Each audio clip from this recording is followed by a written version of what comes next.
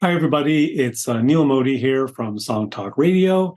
This video is just to supplement a conversation that we had during our McMaster Live Lab episode of the podcast that we published on January 30th. And at the top of that episode, we were talking a little bit about our upcoming songwriting challenge for 2023, which is to write a song in an unusual mode or a mode that you're not used to writing in. And during that conversation, I was describing to Phil how I started playing around in F Mixolydian just to see what kind of a chord progression I could come up with. And some of the interesting discoveries that I made during that process.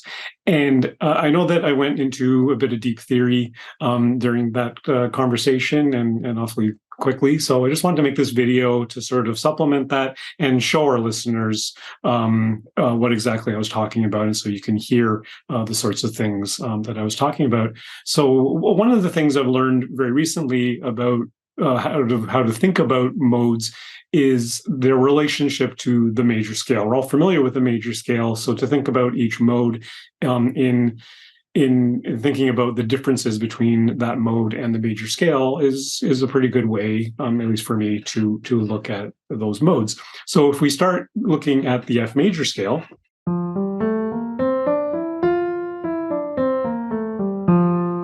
that's the F major scale.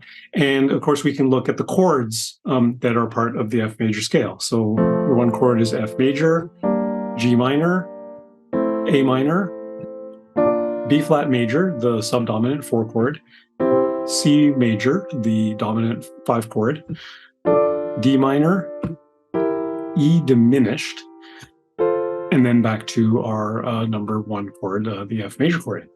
So those are the chords that are all diatonic, meaning they're all within key for the F major scale. Now, when we're looking at the F Mixolydian mode or scale, it's just the same as the major scale, but it's got a flattened 7th note. So then the scale becomes this.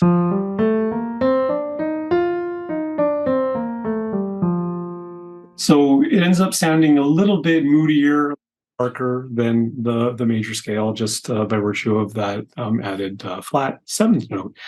And of course, the chords in the F Mixolydian scale are going to differ a little bit from the F major scale as well. So F major, your 1 chord is going to be the same.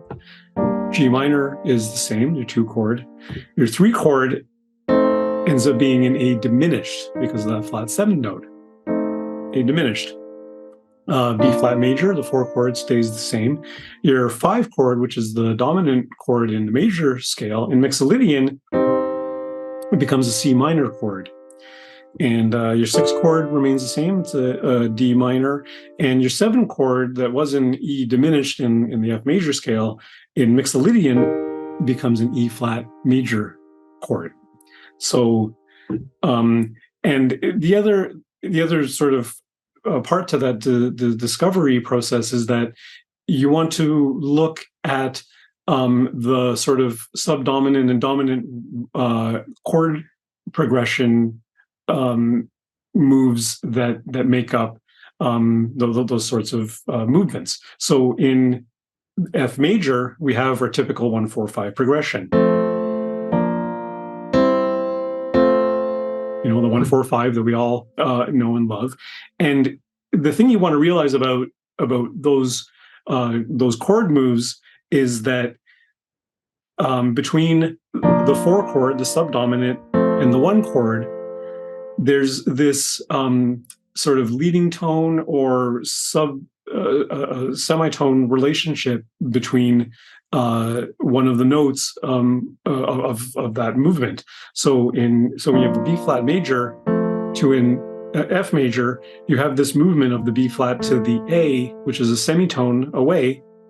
And that's really the key to why that chord movement sounds so resolved and sounds like a real landing point to your chord progression. Similarly, the dominant chord, the 5 chord, the C major to the F major, has this E to F movement again, the semitone leading tone relationship that really feels like you want to land on that one chord. You can even hear it when you just play the scale.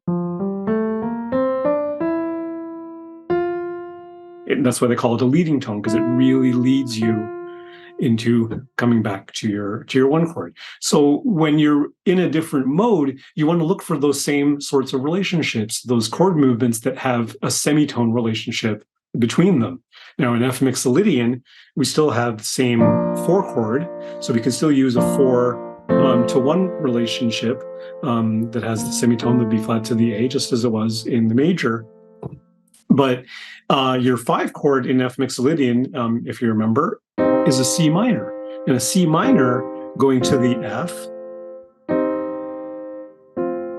doesn't quite have the same kind of relationship. There's no semitone movement. All the movements there are tone, they're tonal parts, relationships. So it doesn't end up having the same kind of pull and the same kind of dominant relationship as you would in the major key.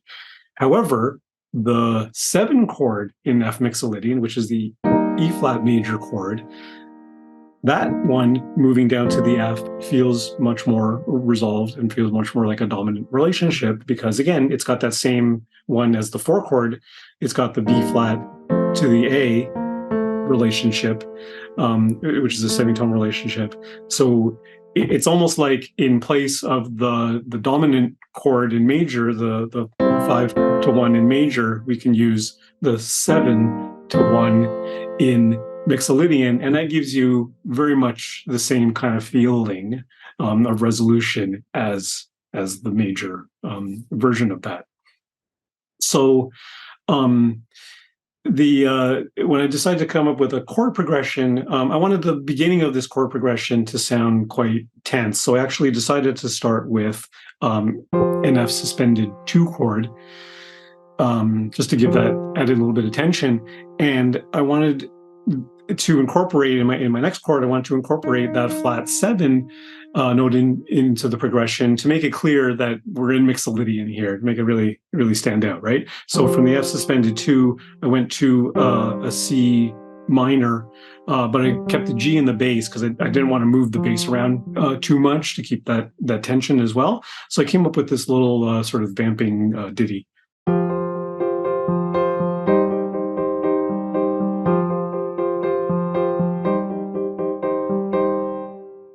And then from that C minor, I was excited to use the 7 chord, because 7, normally in a major key is diminished and you don't go to 7 chords, but in the Mixolydian, the 7 chord is a nice, happy major chord. So I wanted to incorporate that. So I went from the C minor to the E flat, and then decided to resolve the chord progression back to the 1, to the F major. So then it ended up sounding like this.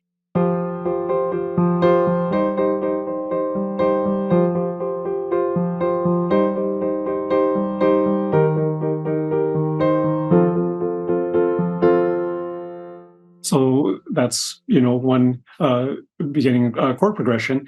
And then for a sort of B part to this potential song that is in F Mixolydian, just wanted to look at some of the other chords that I haven't yet used in the chord palette of F Mixolydian. And so I hadn't used the D minor yet. This is the relative minor to F. And I hadn't used the G minor yet, and I haven't used that 4-1 relationship, so I decided to go from there to the B flat and then come back to my 1 chord F. So we ended up doing something like this.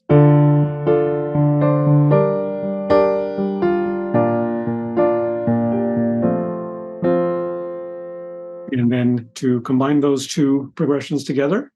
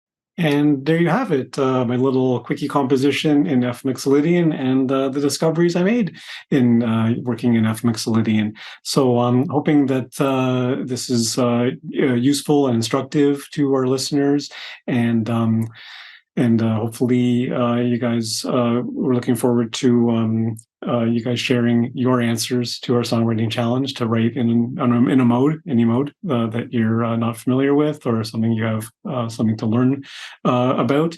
And stay tuned in the next several weeks. We're going to be featuring a full episode diving deep onto a couple of modes, and looking forward to the rest of the songwriting challenge and everyone's participation in it, as well as our own.